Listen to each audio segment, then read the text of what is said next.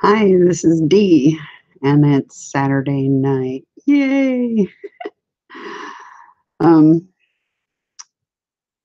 we're gonna be talking about. Whoa! I hate that because they don't have it up where you can actually mute it before the stream. It used to do that. I'm not sure why now.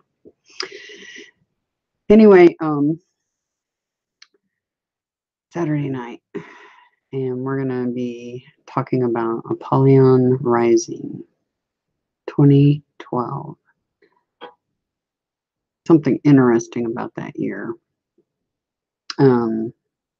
A lot of interesting things about that year.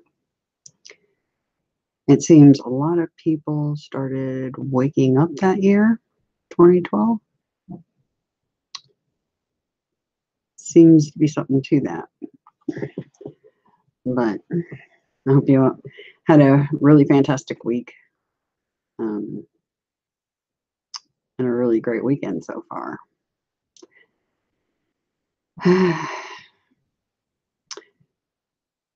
The one thing that Gabriel had talked about doing was taking down the Facebook page. So the critical break page on Facebook will go down in the next day or two. So just giving you guys a warning. So don't be surprised if it goes bye-bye. I really, like I said, I don't like Facebook. Mostly use it just to communicate to a few certain people, and that's pretty much it. And some of the support groups for MTHFR genetics. But yeah, so Facebook is going to go bye-bye. My personal profile will still be there, but like I said, I'm in and out of that so fast that you're better off emailing me probably if you want to get a hold of me. The email address is still the same. And that may change in the near future, but for now, criticalbreak@outlook.com will work just fine. And so I just wanted to announce that Critical Break's Facebook page will go down.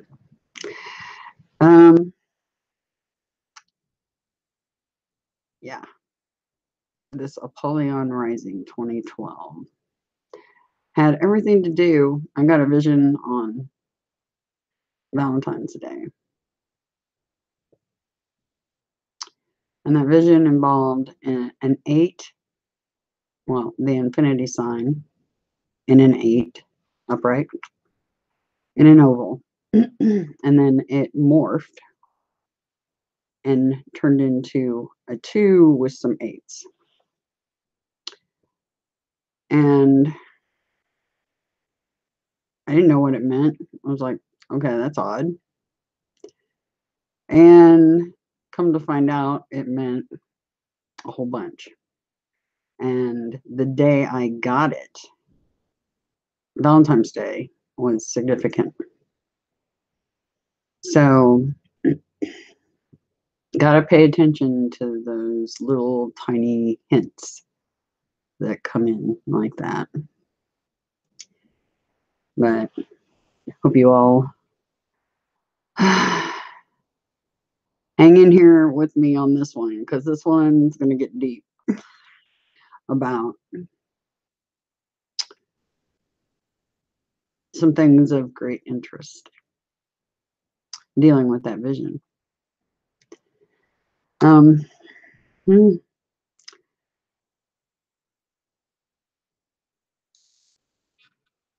Hello, Plasma. It's great to see you. Hope you're having a wonderful day and evening. And hopefully we'll have a little time at the end, and I'll get to actually kind of chat back and forth a little bit more in the end, hopefully. So anyway, I'm going to dig into this Apollyon rising thing. It has to do with that vision. And then, if we have a little bit of time, just discuss a couple of points out of the book that I'm looking at on Inanna and some other things that are in there. And get a chance to talk back and forth. If you guys have any questions or anything, save them for the end, okay? Anyway, I'm going to go ahead and go into share screen because this gets deep and it has everything to do with the vision I had and what's coming and why a great deal of many people started waking up in 2012. So here we go, off to the races. Show and tell time. Okay, scroll back up. Okay, Sir John shared this link with me, and yeah, this goes into Apollyon Rising 2012. The lost symbol found and the final mystery of the Great Seal revealed. A terrifying and prophetic cipher hidden from the world by the U.S. government for over 200 years is here. Excuse me. Trestle board dates the start and finish of the great work. Yeah, this gets interesting. We have seen over and over that the seal's symbolism leaves no doubts as to the identity of the deity behind the all-seeing eye, or the prophecy from the mottos regarding the return of the deity known at various times in history as Apollo, Osiris, and Nimrod. This leaves the second issue that needs to be resolved from the Great Seal's trestle board. Sorry. Allergies. As to the timing of the work, when it was started and when it was scheduled to be completed.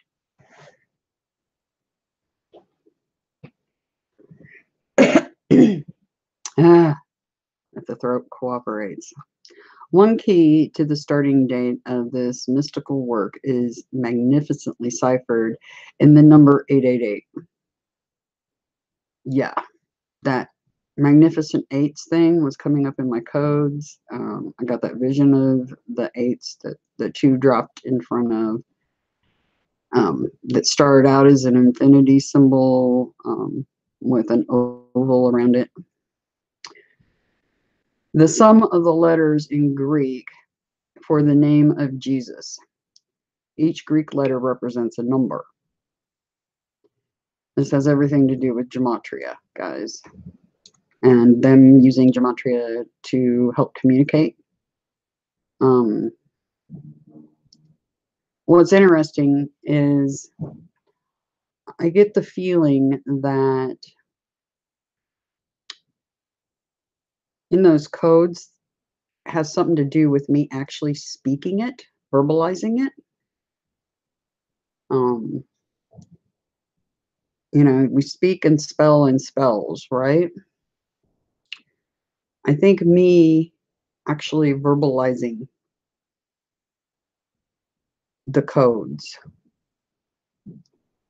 has everything to do with bringing some things about, is the best way to put it. Yeah, gematria. This cipher also confirms the prophecies of Psalms 118 and Acts 4 concerning Jesus as the rejected capstone, because the same number 888 is also found in the riddle of the Sublime Oracles, ascribed to the Cumaean Sibyl, which J.L. Lightfoot says was hoped by some early Christians to represent Jesus, but was clearly understood by pagans to be a prophecy of the return of Apollo. And you see a lot of stuff in the codes about Zeus taking out Apollo. That's a thing. The, yeah. 888 was Olin's number, the founder of Apollo's oracle and his first prophet, and signified the spiritual sun represented in the glory surrounding the all-seeing eye of Apollo Horus on the Great Seal and the Novus Ordo Seclorum, or New Age, that his coming would herald. Gnostics and mystics among the occult hierarchy maintain this. It's really windy outside, and my neighbor's screen door is flapping in the wind, so you're going to hear it slamming. Evidently, the latches broke, so you're going to hear wham, wham, because their back door is very near the window I'm at. Anyway, the occult hierarchy maintained this interpretation as the true meaning of the Apollyon Sibyl's prophecy. The text in question comes from the sublime oracles. Then will come to men the son of the great God, coated flesh, similar to mortals on earth. But I want to tell you the whole of his number, 8 units, 8, so much tens in addition, 80, and 800s, 800, or 8 plus 80 plus 800, 888. Here are what, to the friends of incredulity, to men, the name will reveal. But you, in the spirit, thinks well of the immortal and very high Son of God, to the Christ. So here we have 2 messiahs. That explains why I saw a 2 in front of it. 2 messiahs.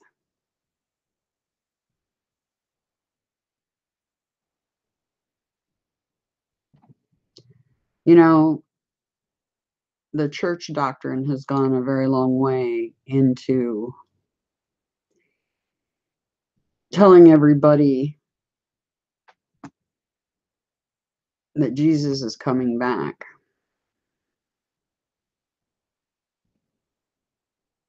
It's the great deception. The biggest one ever pulled on the people of this planet.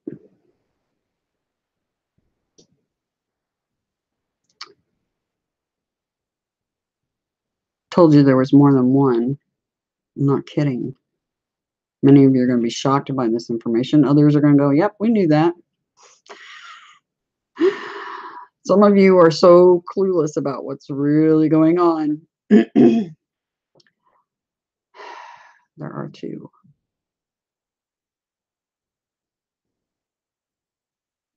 Represented by the number 888, Jesus, the Christ of the Bible, and Apollo, the Sibyl's Messiah of the Novus Ordo Seclorum. What is astonishing about this is that adding the number of these 2 messiahs together, 888 plus 888, equals the year 1776, the date chosen for the founding of the United States, and reflected in Roman numerals at the base of the uncapped pyramid on the Great Seal.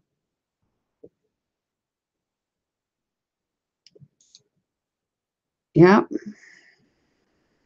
Adepts of the mystical order actually go to great lengths to show how this addition of 888 plus 888 equals 1776 is the cardinal number of the great work, also known as the Eagle of Eagles, reflected in a well-known Masonic symbol of the 2-headed eagle or phoenix, which Masonic dictionaries define as historically representing the merger of 2 gods. In this instance, Jesus with Apollo. Given everything else we've learned from the works of Freemasons like David Obeson and Manly P. Hall, this date, 1776, representing 2 messiahs, the rejection of one in favor of the other is not likely a mistake.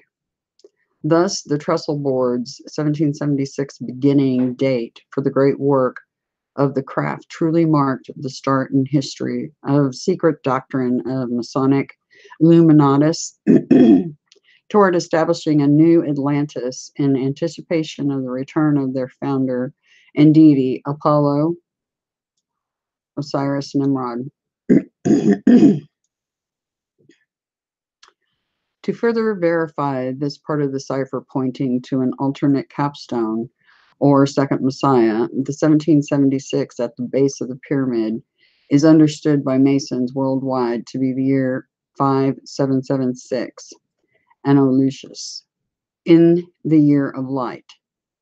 This is because Masons of the ancient craft add 4,000 years to the common date, the number of years that conventional theology assumes creation began before Christ. Thus, 4,000 plus 1776, 5,776. Why is this important? Because 5776 is exactly how many inches high the Great Pyramid of Giza would be when completed with its capstone, a sacred fact to occultists. Completing the pyramid symbolically in this way is central to the rituals of and mysticism of the Freemasons and numerous illuminated fraternities. This has been true throughout the ages and is why the symbolism was encoded on the Great Seal and remains at the core of the esoteric ambition today. The year 1776 thus represents 1. The trestle board date in which the great work and secret destiny began, and 2. is a prophetic marker toward the descent of the eye of Apollo, Osiris, Nimrod upon the uncapped pyramid in accomplishment of the great work. Yet, in the year 1776 represents the starting date on the trestle board toward the accomplishment of which the United States government was dedicated from the day of its inception, as Manly P. Hall said. What date did the Master Masons envision that the work would be finished in order that Haram Abif, Osiris, Apollo, Nimrod could return to inhabit his temple? This is found in modern Jewish calendar as well as the Scottish Rite Freemasonry, who, unlike their other brethren, prefer adding 3,760 years to the common date. In order for this superior side of Masonry to arrive at an appropriate number for their finished pyramid and completed work, the height of the pyramid and its capstone reaching upward of 5,776 inches, they have to add the future date, 2016, to the common era, or 3,760 plus 2,016 equals 5,776. This is important for several reasons, not the least of which is that if this accumulation of the Illuminati enterprise is concluded in 2016, it is prophetically related to the infamous future year 2012, the end of the Mayan long count calendar. The year 2012 could therefore represent in Christian eschatology the beginning of Great Tribulation, with 2016 representing the midst of the week when Apollo, Antichrist, presents himself as God and enters the temple in Jerusalem.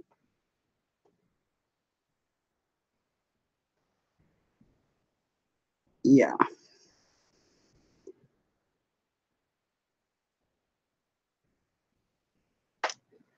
Reoccurrence of 2012 and 2016. What is the significance of these dates?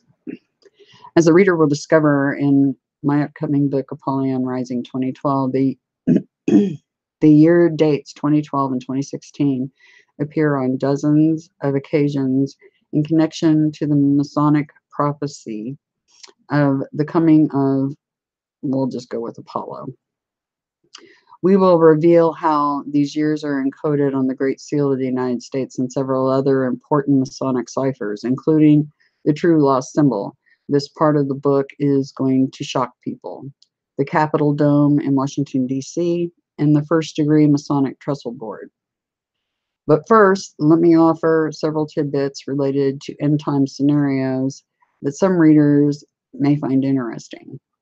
I mentioned above how the year 2012, being 3.5 years before the Masonic ending date of 2016, could thus be viewed as the beginning of the tribulation period. However, a more disturbing scenario that some believe could also fit this prophecy is that 2016 instead represents the end, not the middle, of the Great Tribulation period, which would mean the year 2012 would actually be in the midst of the week, and the reign of the Antichrist would have started mid-2009.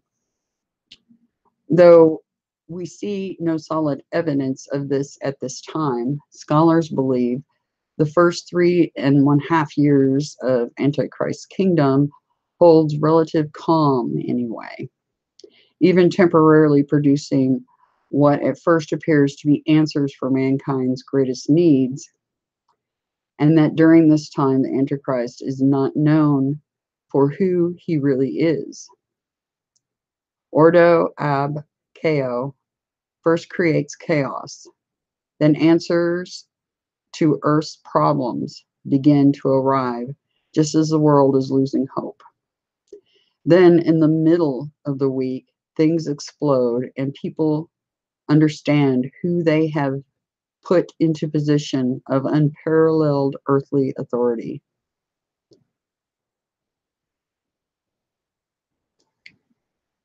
Using this premise, there are several possible supportive facts for 2009 as the beginning of sorrows, including that the end of the Mayan calendar, December 21st, 2012, is 3.5 days before Christmas that year. Consider the book of Revelation, chapter 11, describes the two witnesses who prophesy for 1,260 days before Apollo kills them, and they lie in the street of Jerusalem for 3.5 days. Note what it says happens. And they of the people and kindreds and tongues and nations shall see their dead bodies 3.5 days, and shall not suffer their dead bodies to be put in graves. And they that dwell upon the earth shall rejoice over them, and make merry, and shall send gifts one to another, because these two prophets tormented them that dwell on the earth. And after 3.5 days, the Spirit of life from God entered into them, and they stood up upon their feet.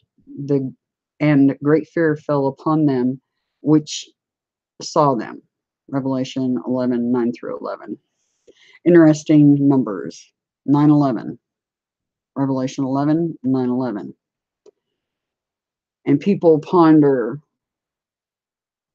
or are in disbelief that 9/11 was an inside job. Wake up. The numbers don't lie. That was intentional. The two pillars. The towers represent the two pillars. If you're not awake yet, Kyrie eleison. Seriously.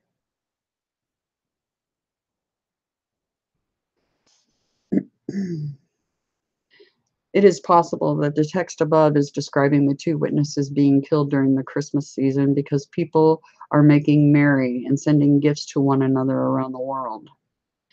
As David Flynn emailed me, what other international holiday besides Christmas results in people worldwide exchanging gifts? The lexicons literally say presents to each other. The description of the two witnesses as candle stands also connects them to Hanukkah, which occurs immediately before Christmas. This strongly suggests the two witnesses are killed sometime near, but before December 25th.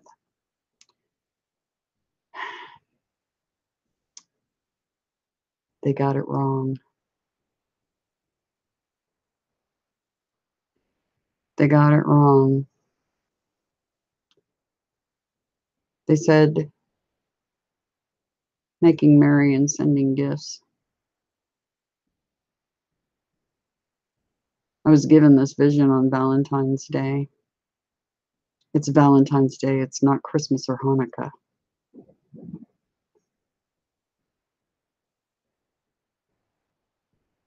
I could be wrong, but I don't think so. I think I may be the only person on the planet that has it right.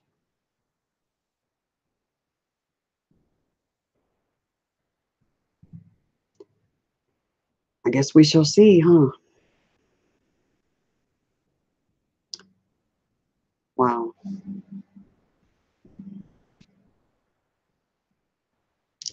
When I was reading that, I got a nudge about the Valentine's Day thing.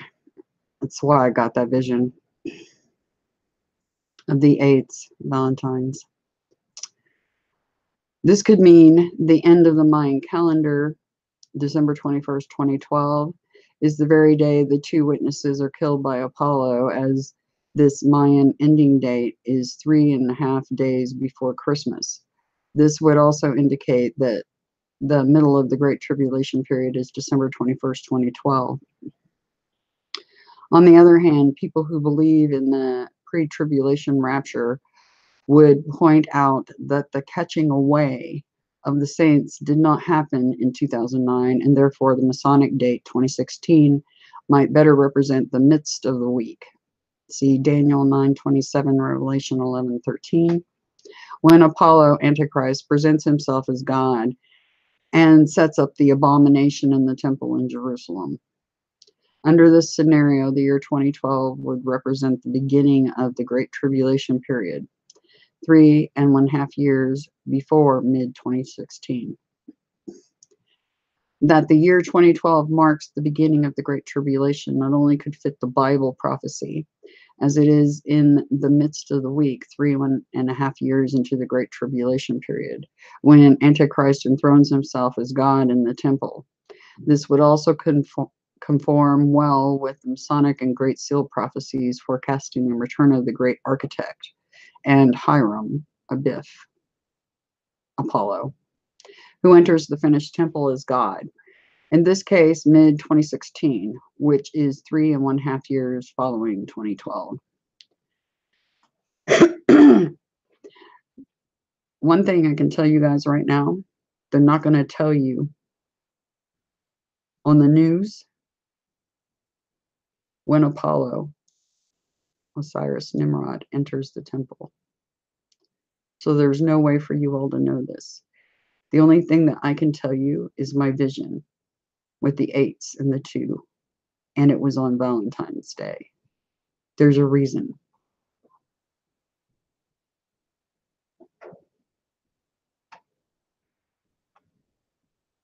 And what could also be a related fact, June 21st, 2016 is exactly 3.5 years after the Mayan ending date of December 21st, 2012, and June 21st marks the summer solstice in the northern hemisphere and the winter solstice in the southern hemisphere, when a cusp line is created between Gemini and Cancer, signs that David Oveson referred to as having deep astrological significance to the founding and the secret destiny of America. It is also very important to recognize that based on Daniel chapter 9 and related texts, scholars believe a period of not more than 70 years, a biblical generation, would elapse between the reformation of Israel as a nation and the return of Jesus Christ. When 70 years is added to 1948, the year Israel was formally recognized as an independent nation by the United Nations, it brings us through the year 2018. Does this mean that the year 2019, exactly 7 years after 2012, would mark the year that Jesus Christ returns with the armies of heaven to establish his rule over earth? J.R. Church called me to stipulate. If Christ referred to a 70-year generation when he said, "This generation shall not pass till all things be fulfilled," Matthew 24:34, then he could return at any time before the 70 years is up. This is not meant to set a date, but to simply speculate on the concept that our Savior addressed. My code said the Great Awakening 2019.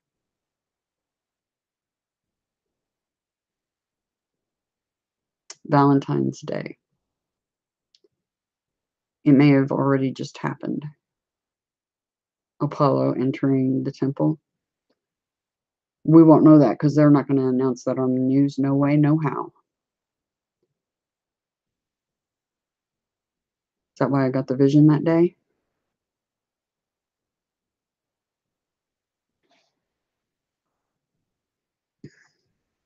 Or is it? I don't know. I just know that the code said the Great Awakening 2019. And I got that vision with the 8s. And then all this landed in my lap.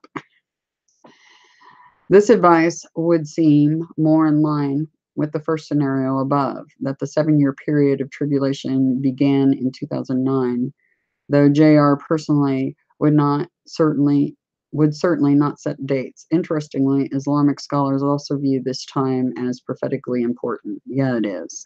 That's why I keep telling. That's what they're saying in the codes. Purple rain, get your house in order. I keep telling you guys, we incarnated right now because it's game time. This isn't no joke. It's coming down to the wire.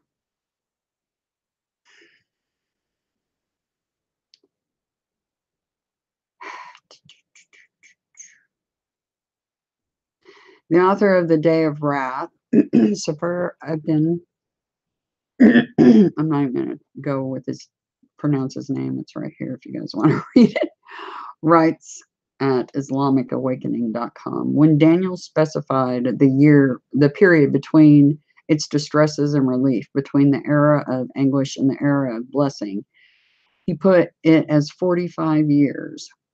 We have already seen that he specified the time of the establishment of the abomination of desolation as the year 1967, which is what in fact occurred. Oh, my voice, please. Therefore, the end, or the beginning of the end, will be 1967 plus 45, which is 2012. The most remarkable connection between these dates is that the Mayan themselves recognized a direct link between the number 13 and the years 1776 and 2012 in cycles and illustrations in a way that academic Richard N. Luxton found to be similar to the prophecies of the Christian Last Judgment. He translated and anointed the book of Shemael, the council book of the Yucatec Maya, 1539 through 1638, and noted on Ketan 13, Han-Au, the dates that accompanied the illustrations approximate real counts. Ketan 13, Aho, ended in 1539 and began in the colonial count in 1776. The traditional theme of agreement as the end of the Eastern Khitan cycle in 13 Aho is intermingled here with elements of the Christian Last Judgment. Whether this paradigm was also intended for the end of the long count in 2012 is open to question.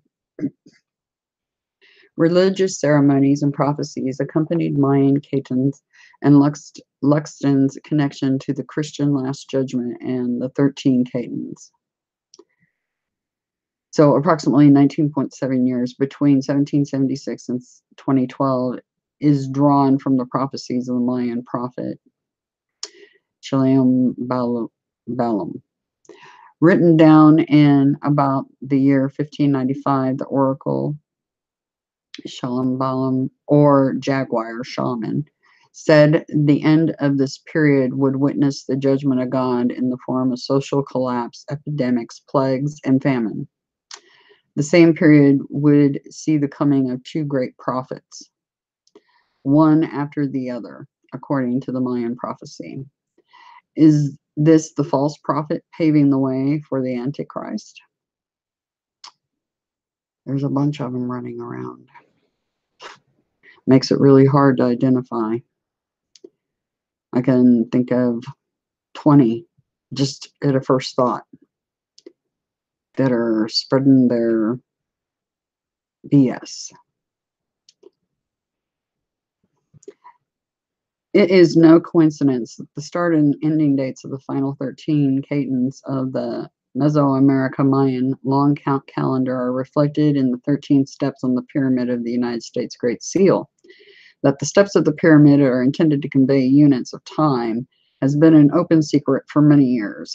Though he was not sure what to make of it himself, Paul Foster Case wrote many years ago that since the 1776 is placed on the bottom course of the pyramid, and since the number 13 has been so important in symbolism of the seal, it's not unreasonable to suppose that the 13 courses of the pyramid may represent 13 time periods.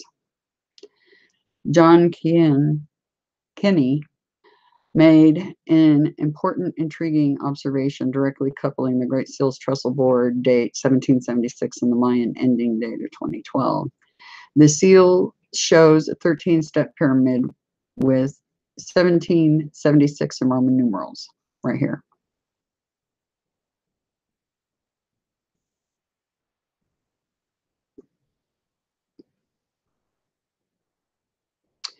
The year 1776 was not only the year that the Declaration of Independence was signed, but was also a special year in the Mayan calendar. Just as the last Caton in the Great Cycle is Caton 2012, the first Caton in the cycle of 13 was Caton 1776. In fact, the Caton ended 33 days before the signing.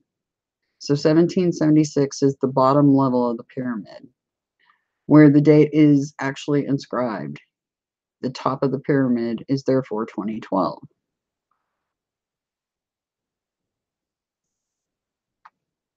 As readers of my upcoming book will discover, early Freemasons in America's founding fathers were very much aware of the significance of these dates, 1776, 2012, and 2016, respectively. And while the 13 steps of the unfinished pyramid on the Great Seal account for the time frame, 1776 through 2012, using the slightly less than 20-year periods, 19.7 of the Caton and the Caton, the Gregorian 20-year cycle produces 1776 through 2016, both of which fit perfectly within the trestle board dating on the U.S. Great Seal cipher and the first Masonic tracing board, as we will reveal. And there's a video on this page. By the way, I did provide a link in the description to this page for those of you who want to investigate this further. I know I'm going to. Yeah, it's Valentine's Day. That's why they gave me the vision on Valentine's Day. Did it happen? I don't know. Did Apollo enter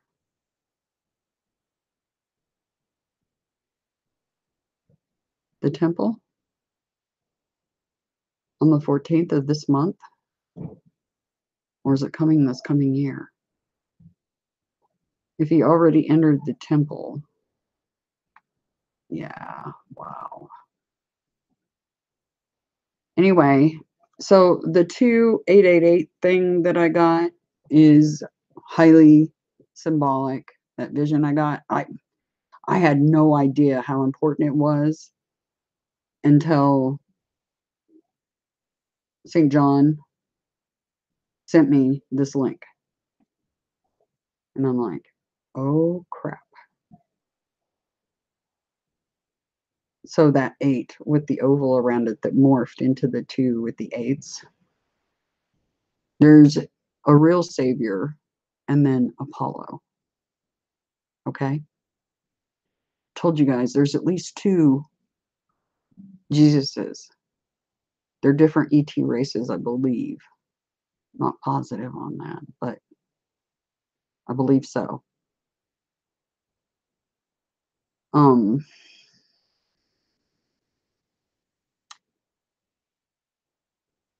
Perhaps the codes tell me more.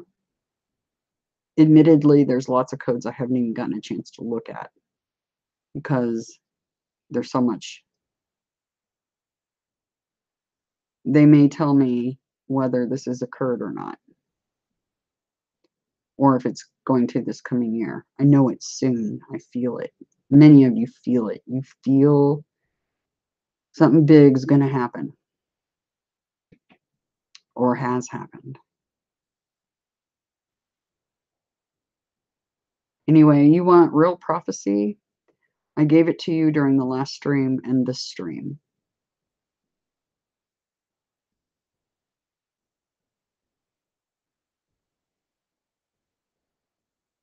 Remember what I told you. Gabriel and Adonai, I don't want to be worshipped.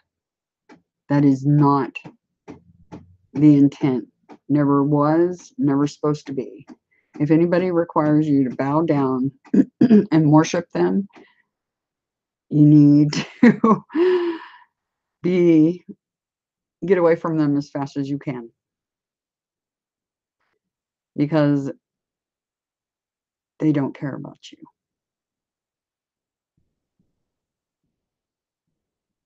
We do. A good deal. We wouldn't be risking our skins to try to pull us out of this mess.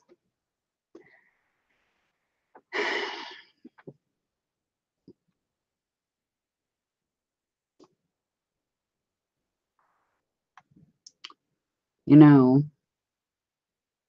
there's people that doubt me. Some people that have been close to me that doubt me. I can tell you this right now, you're wrong. Not a psyop. Not even close. My mission is what my mission is. I am who I am, and I'm not going to change for anybody. Ever.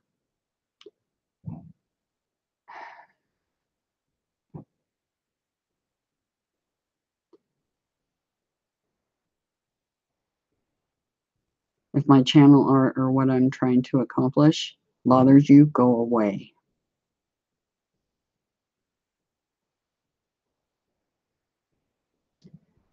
Because what I'm doing is more important than you can possibly wrap your minds around.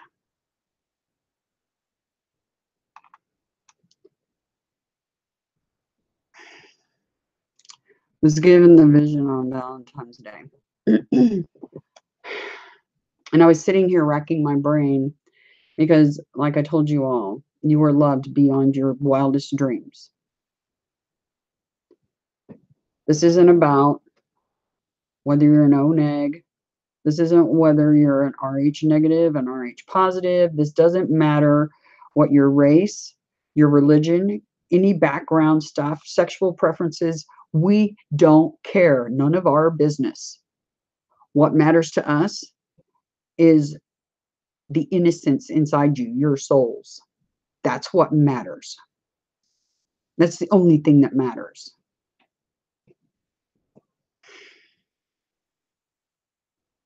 Now I know the significance of Valentine's Day. I have a funny feeling it has everything to do with that. They got it wrong. I may be the only person, like I said, on the planet that knows the truth besides Gabriel and Adonai. It's not Christmas. It's not Hanukkah. It could be. It could actually be Valentine's Day. That's why I got the vision on Valentine's Day. But I don't know if it just happened or getting ready to this next year. But I'm just almost positive that's 100% correct. You know, I was going to go over this stuff on Valentine's Day because it talks about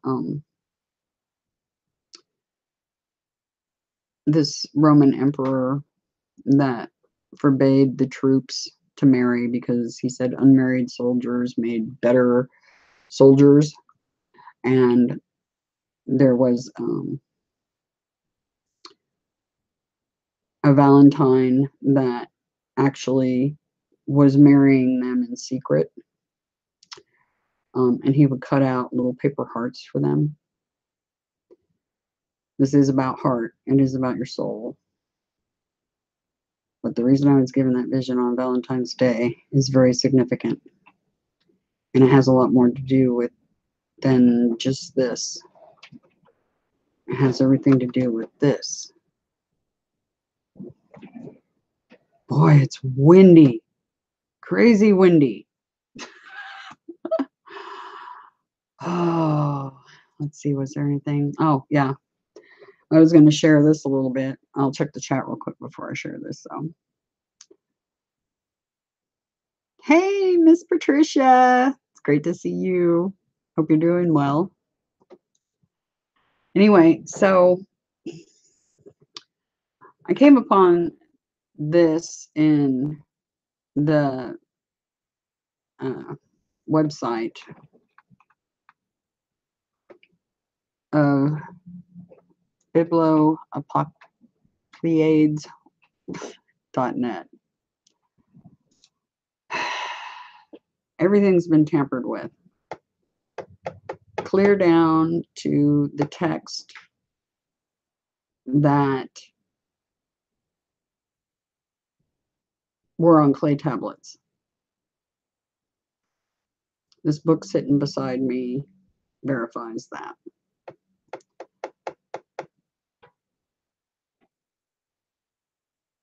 So you all getting the truth in print of any kind is very hard to come by. Many people base their opinions, like I said, between the clay tablets being destroyed, rewritten with other people's names on them in place of the names that were supposed to be there, with everybody's interpretation of those, and then you have everybody's 2 cents on top of that. You guys are very lucky to sneak even inklings of truth out of anything. The big thing that's being sold on the planet is that the Anunnaki were evil reptilians. That's the big propaganda going on. And that's what mostly you're going to see. You look at the first of my channel when I first started this, I thought the Anunnaki were the bad guys. Little did I know, just based off of all the propaganda I had seen. But the virus is in control of the planet right now. Of course, they're going to make the good guys look like the bad guys so that you all are confused. What's happening on this planet right now, if you like what's happening, then you're part of the virus. If you don't, and you see all the horrible things going on, all the missing children, all the creepiness going on with the Vatican, all the, the nuns literally being sexual slaves to the freaks. Seriously? Seriously. If you see what's going on this planet right now, then you're part of the virus. If you don't like it, then you're an Anunnaki. Because I can tell you right now, we don't like it at all. And guess what? We're not reptilian. There's benevolent reptilian races, by the way, FYI. But what's in charge of the planet right now is the virus. Has everything to do with, some very nasty ET races that are in cahoots.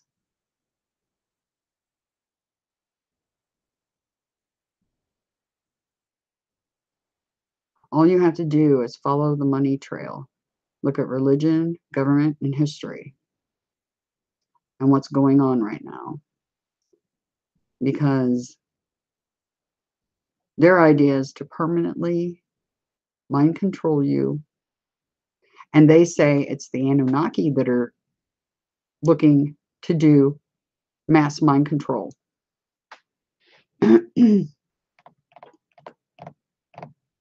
Propaganda, trying to confuse everybody. It's all about inversion. Everything's inverted. Everything's been tampered with. Everything's inverted.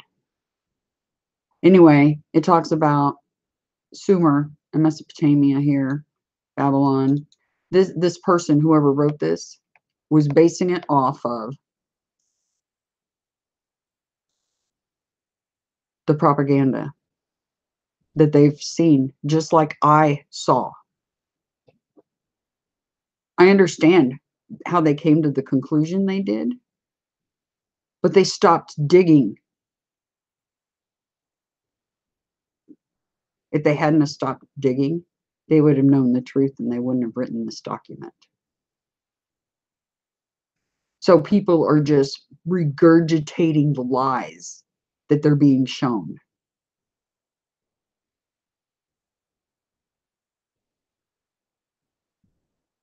Man and how. Now, see, they get some things right about Rome. Okay? They're getting some things right. You look at the Pope's audience hall. It's a snake. You go inside the doors and you're looking at snake eyes and you see the teeth and everything. And the Pope sits up at the front in between the teeth of the snake.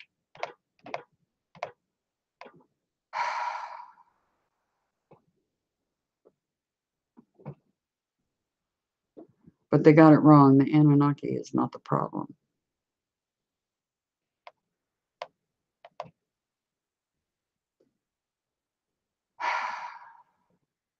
Look at the leaders that are sitting on the thrones right now.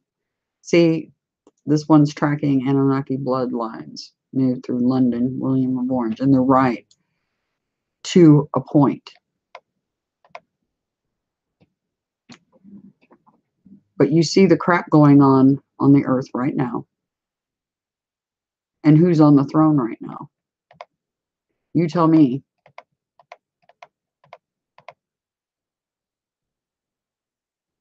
The people sitting in power right now are directly responsible for the crapola going on down on this planet. Seriously responsible.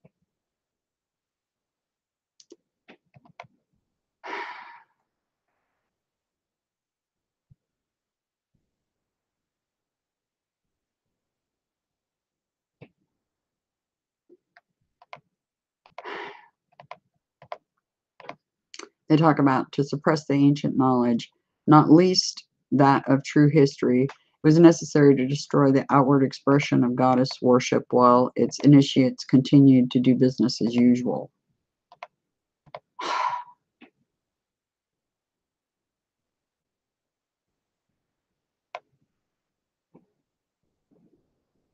This involved taking female deities like El and depicting them as males. See, that's the inversion. That is the inversion.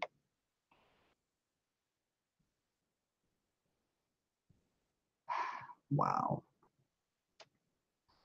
Anyway, more propaganda. I'm going to go to the chat. See how you guys are doing. Stop sharing.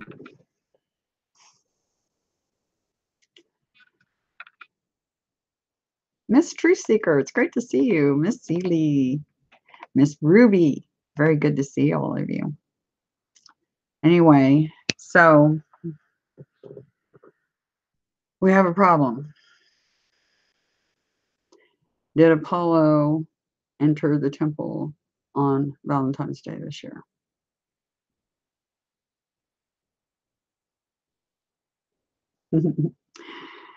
Miss Patricia. Are you the Patricia that goes by Pat or the one that goes just by Patricia?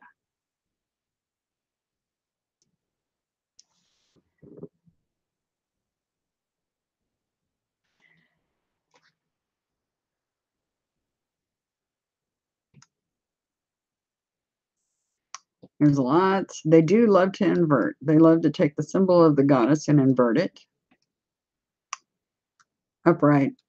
It's a pentacle. Inverted, it represents what they worship.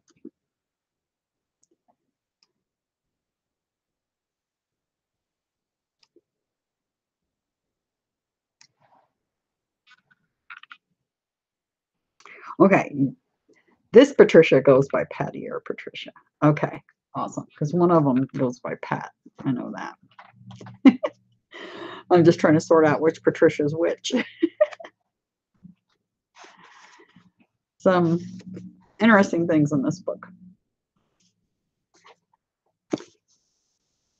that I'm going to share with you guys. All right. Page 45. I haven't finished this book yet, but because I got so many other irons in the fire, but make note of a few things about the Anunnaki. They're not the bad guys, trust me. All right. The Anunnaki actually equate to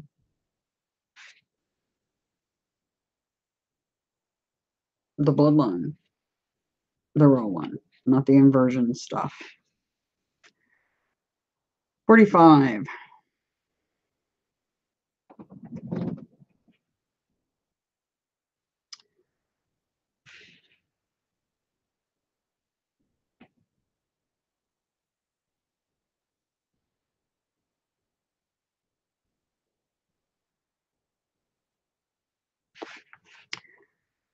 Okay. The material and spiritual achievements of the Sumerian civilization were also accompanied by an extensive development of the performing arts. A team of scholars from the University of California at Berkeley made news in 1974 when they announced that they had deciphered the world's oldest song. What professors Richard L. Cocker, Andy Kilmer, and Robert R. Brown achieved was to read and actually play the musical notes written on a cuneiform tablet from circa 1800 BC, found at Ugarit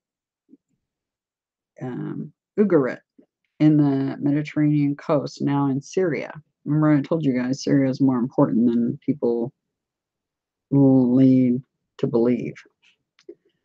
We always knew, the Berkeley team explained, that there was music in the earlier Assyrio-Babylonian civilization, but until this deciphering, we did not know that it had the same heptatonic diatonic scale that is characteristic of contemporary Western music and of Greek music of the first millennium BC. Until now, it was thought that Western music originated in Greece. Now it has been established that our music, as so much else, wowza, wind, as so much else of Western civilization originated in Mesopotamia. This should not be surprising, for the Greek scholar Philo had already stated that Mesopotamians were known to seek worldwide harmony and unison through musical tones.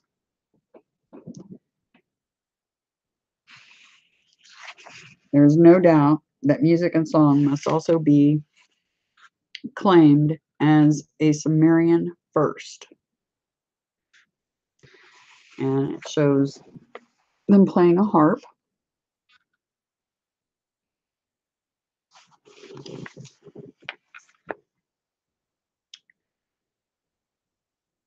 Anyway, continue a little bit here. Indeed, Professor Crocker could play the ancient tune only by constructing a lyre like those which had been found in the ruins of Ur. Texts from the second millennium BC indicate the existence of musical key numbers and a coherent musical theory, and Professor Kilmer herself wrote earlier The strings of musical instruments, their names, numbers, and significance.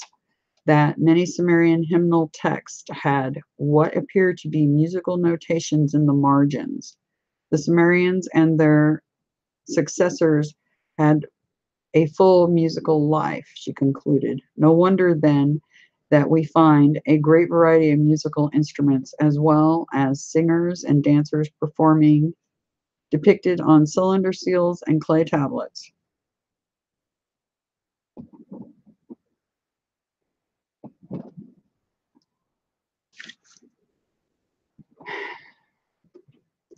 You know, they led me to the 369 thing and the frequencies.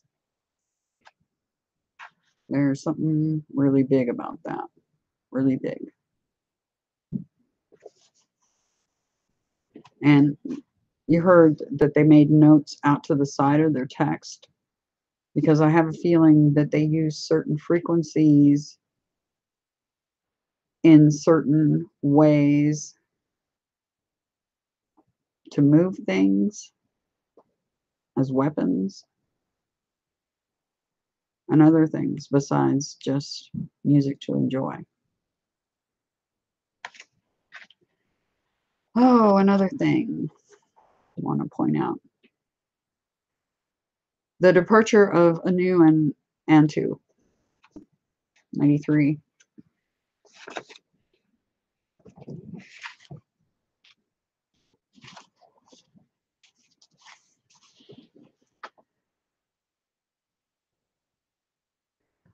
Four major deities were assigned to remain in the courtyard and keep watch until daybreak.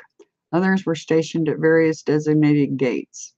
Meanwhile, the whole country was to light up and celebrate the presence of the two divine visitors. And they're talking about Anu and Antu.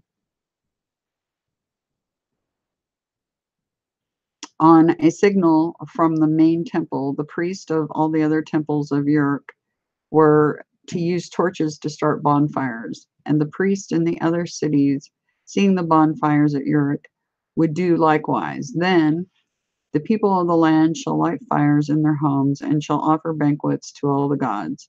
The guards of the cities shall light fires in the streets and in the squares. The departure of the two great gods was also planned not only to the day but to the minute. On the seventh day, 40 minutes after sunrise, the gates shall be opened before the gods Anu and Antu, bringing an end to their overnight stay.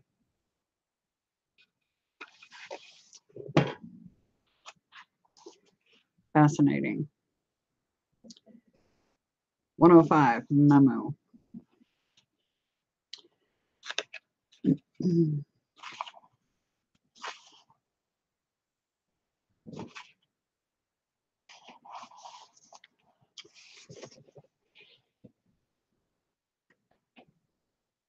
Oh, let's see, where does it talk about memo? Here it is. As a giver of life to gods and man alike, Nursag was spoken of as the mother goddess. She was nicknamed Mamu, the forerunner of our mom or mama, and her symbol was the cutter, the tool used in antiquity by midwives to cut the umbilical cord after birth,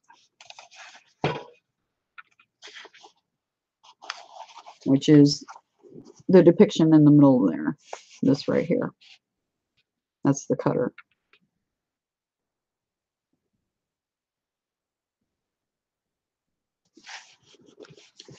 Mamu just so happens to be my great-grandmother, the full-blooded Rose Sioux. Her name, we called her Mamu.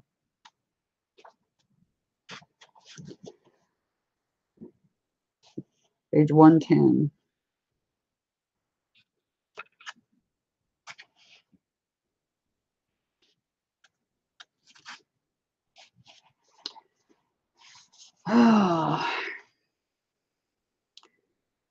The usurpation of the Enlil ship long after the incident with Zu was accompanied by an extensive Babylonian effort to forge the ancient text. The most important texts were rewritten and altered so that to make Marduk appear as the Lord of the heavens, the creator and the benefactor, the hero, instead of Anu or Enlil or even Ninurta. Among the texts altered was the Tale of Zu, and according to the Babylonian version, it was Marduk, not Ninurta, who fought Zu. In this version, Marduk boasted, "I have crushed the skull of the god Zu." Clearly, then, Zu could not have been Marduk.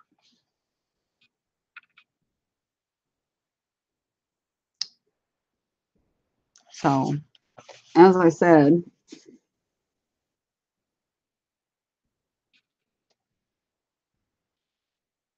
it's that paragraph right there.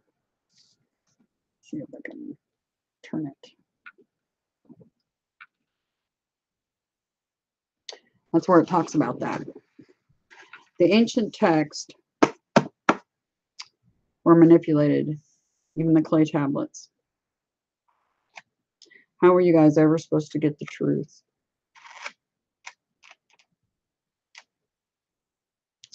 Kind of hard to get the truth when information was destroyed, rewritten, then you have everybody's interpretation of it and everybody's 2 cents of those interpretations. Yikes. A hot mess. And then this next part talks about Inanna and what she wore. And it talks about the gold ring somewhere in here.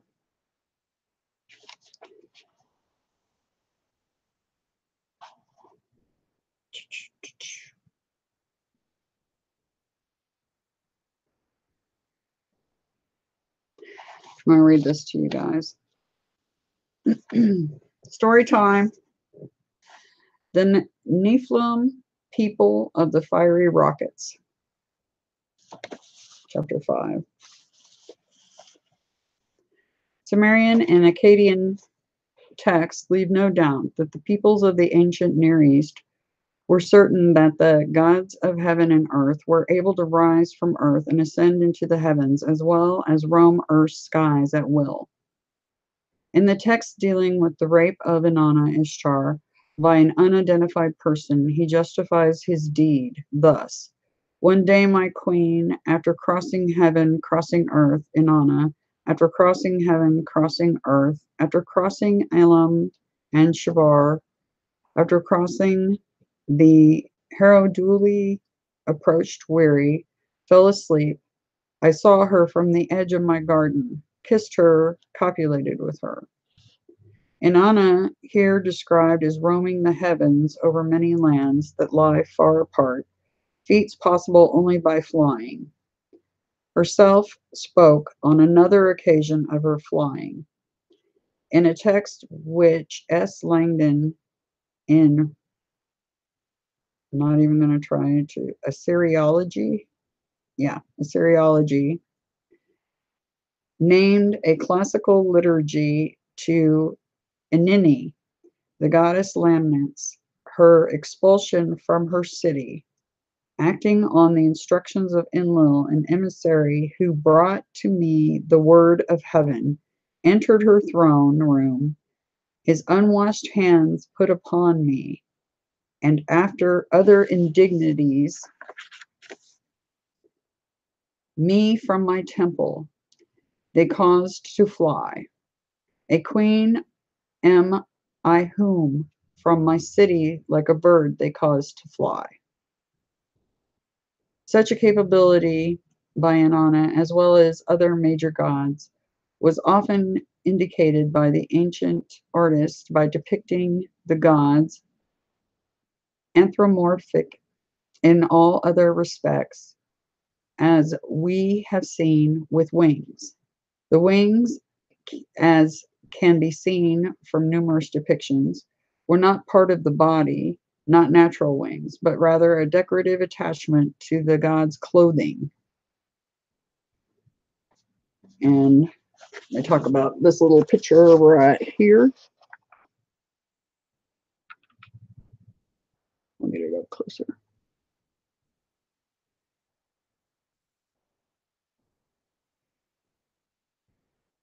Is it going to focus? Maybe.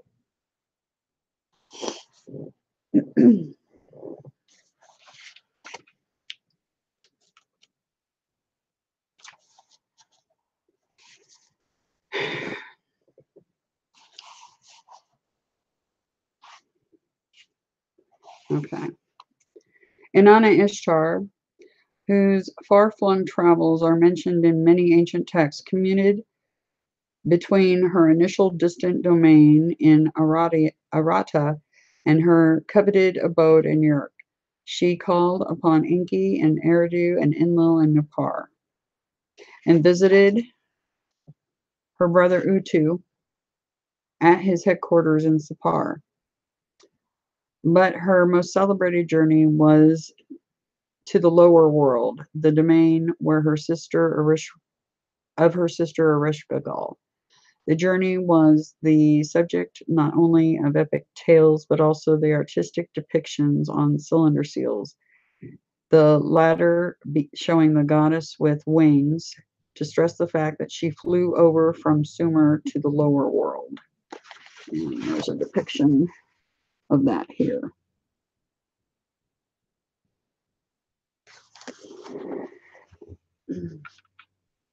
The tests dealing with this hazardous journey describe how Inanna very meticulously put on her 7 objects prior to the start of the voyage, and how she had to give them up as she passed through the 7 gates leading to her sister's abode.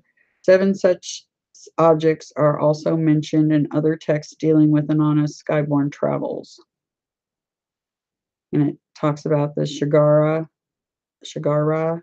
she put on her head, measuring pendants on her ears, chains of small blue stones around her neck, twin stones on her shoulders, a golden cylinder in her hands, straps clasped her breast, the pala garment clothed around her body. Though no one has as yet been able to explain the nature and significance of these 7 objects, we feel that the answer has long been available. Excavating the Assyrian capital Assur from 1903 to 1914, Walter Andre and his colleagues found in the temple of Ishtar a battered statue of the goddess showing her with various contraptions attached to her chest and back. In 1934, archaeologists excavating at Mari, M-A-R-I,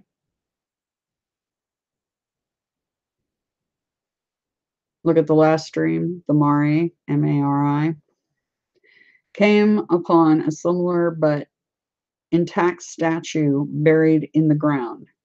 It was a life-size likeness to a beautiful woman.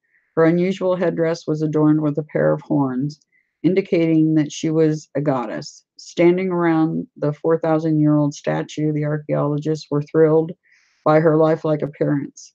In a snapshot, one can hardly distinguish between the statue and the living men. They named her the goddess with a vase because she was holding a cylindrical object. Figure 60, which is that one.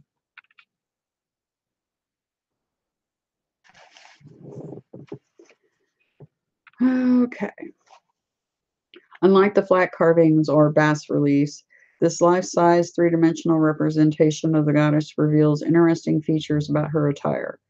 On her hand, she wears not a milliner's chapeau, but a special helmet protruding from it on both sides, and fitted over the ears are objects that remind one of a pilot's earphones. On her neck, the upper chest, the goddess wears a necklace of many small and probably precious stones in her hands. She holds a cylindrical object which appears too thick and heavy to be a vase for holding water. Over a blouse of see-through material, 2 parallel straps run across her chest, leading back to and holding in place an unusual box of rectangular shape. The box is held tight against the back of the goddess's neck and is firmly attached to the helmet with a horizontal strap. Whatever the box held inside must have been heavy, for the contraption is further supported by two large shoulder straps or shoulder pads. The weight of the box is increased by a hose and is connected to the base of the circular clasp. The complete package of instruments for this is what they undoubtedly were, is held in place with the aid of two sets of straps that crisscross the goddess's back and chest. The parallel between the seven objects required for Inanna for her aerial journeys and the dress and objects worn by the statue from Mari, and probably also the mutilated one found at Ishtar's temple in Ashur, is easily proved. We see the measuring pendants, the earphones on her ears, the rows of chains of small stones around her neck, and twin stones, the two shoulder pads on her shoulders, the golden cylinder in her hands, and clasping straps that crisscross her breast. She is indeed clothed in a pala garment, ruler's garment, and on her head she wears the shigara helmet, a term that literally means that which makes go far into universe. All this suggests to us that the attire of Inanna was that of an astronaut or an aeronaut. The Old Testament called the angels of the Lord Malachim, literally emissaries, who carried divine messages and carried out divine commands. As so many instances reveal, they were divine airmen. Jacob saw them going up a sky ladder. Hagar, Abram's concubine, was addressed by them from the sky, and it was they who brought about the aerial destruction of Sodom and Gomorrah.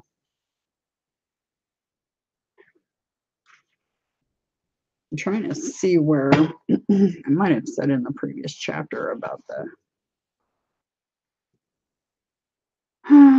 Let's see. Nope. Trying to find the part.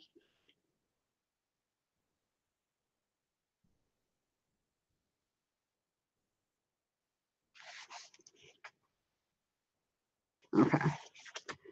The biblical account of the events preceding the destruction of the two sinful cities illustrates the fact that these emissaries were, on one hand, anthropomorphic in all respects, but on the other hand, they could be identified as angels as soon as they were observed.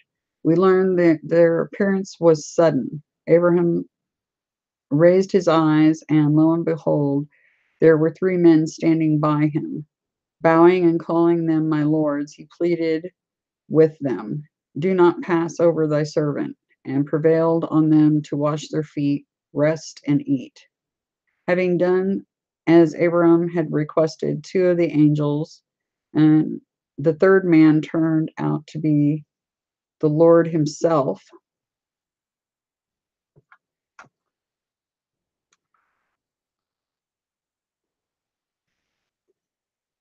Okay, where were we? Okay. The third man turned out to be the Lord himself.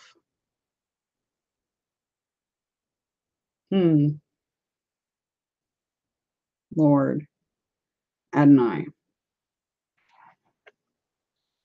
Then proceeded to Sodom.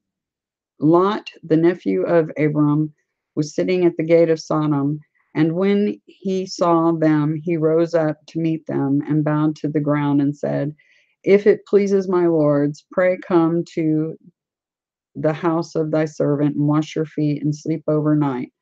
Then he made for them a feast, and they ate. When the news of the arrival of the two spread in the town, all the townspeople, young and old, surrounded the house. and called out to Lot and said, "Where are the men who came this night unto thee? How were these men who ate, drank, slept, and washed their feet, nevertheless so instantly recognizable as angels of the Lord?" The only plausible explanation is that what they wore, their helmets, uniforms, or what they carried, their weapons, made them immediately recognizable. That they carried distinctive weapons is what's fascinating, is what I woke up in the middle of a conversation with Adonai and Gabriel, and I was like, well, if he comes, I was talking to him, I was like, if he comes, will they even recognize what they're looking at? That happened last night. Or wee hours of the morning, I should say. That they carried distinctive weapons is certainly a possibility. These two men at Sodom, let's see, about to be lynched over the crowd, smote the people at the entrance of the house with blindness, and they were unable to find the doorway. And another angel, this time appearing to Gideon, was, as he was chosen to be a judge in Israel, gave him a divine sign by touching a rock with his baton, whereupon a fire jumped out of the rock. The team headed by Andre found yet another unusual depiction of Ishtar at her temple in Ashur. More a wall sculpture than the usual relief, it showed the goddess with a tight-fitting decorated helmet with the earphones extended as though they had their own flat antennas, and wearing very distinct goggles that were part of the helmet. And that's figure 61 here in the corner.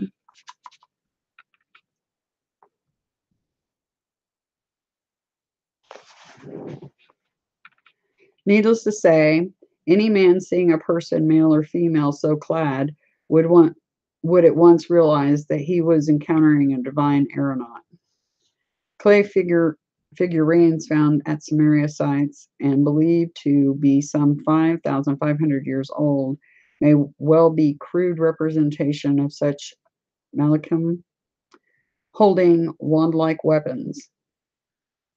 It's interesting because the Nomo have little wands.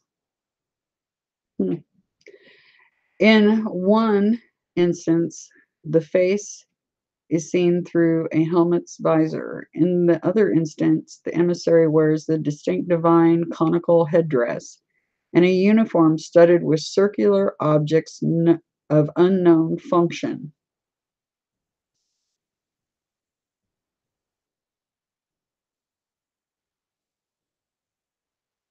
I don't know what they're talking about, unless they're talking about, they're showing 63 and 64, but that doesn't make any sense because I don't see what they're talking about. Hold it up.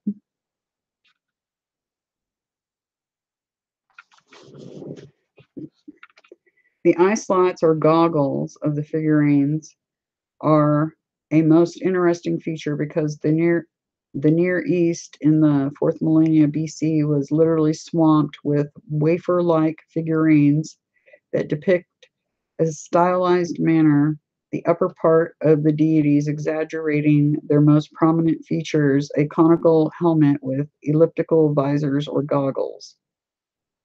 A horde of such figurines was found in Tel Brak, a prehistoric site on the Kabar River, the river on whose banks Ezekiel saw the divine chariot a millennia later.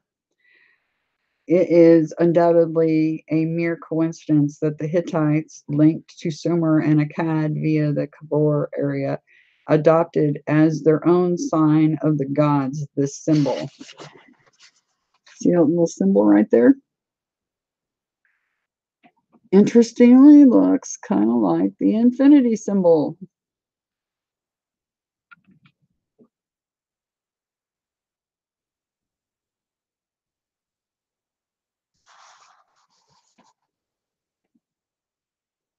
Are you going to focus? Focus. Okay. Clearly borrowed from the eye figurines.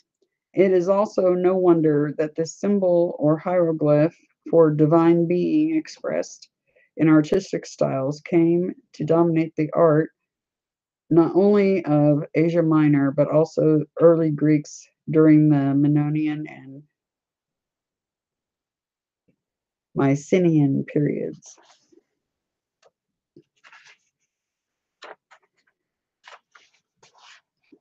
But anyway, pretty fascinating, huh?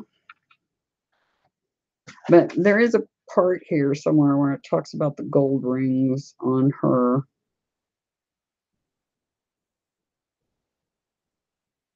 battle armor. Trying to find it.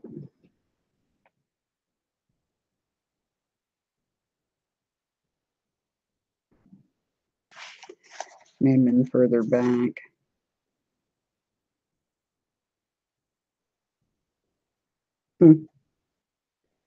But it talks about the chariots of fire and all that fun stuff in here.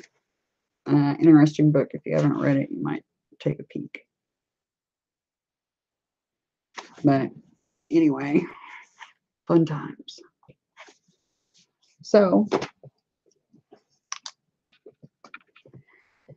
I'll look and see if anybody's got any questions or anything.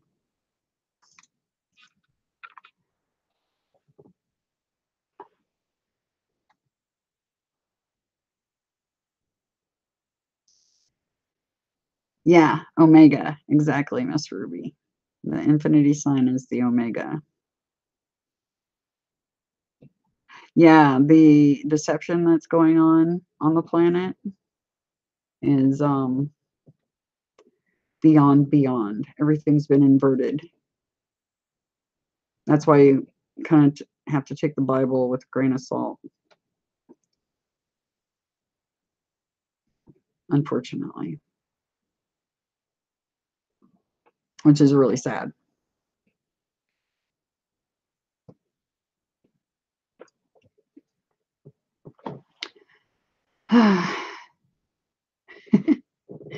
So I'm going to end this one.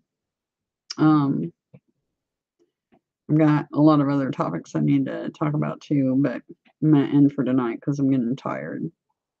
But I hope you all have an absolutely fantastic Sunday. I'm not sure if I'll stream or not. It depends. A lot going on behind the scenes as usual. So we'll see. But in the meantime, Infinite Terra, do your inner work. Let your little kids out to play, your innocence, the real you. And make sure and enjoy those small things and notice the small things going on around you. Plus, another thing that would be amazing is wear your joy outside and smile at others. You'll be amazed at the response you get if you wear that on the outside. So anyway, Infinite Terra. Out past the stars. Way up there. I'm back more times than you could possibly ever conceive. And hang in there. We're going to get through this. We'll get it all sorted out one way or another. Okay? Remember, no fear, no anger. They feed off that stuff. Okay? Anyway, have a grand night and maybe see you tomorrow, possibly. We'll see. Bye for now.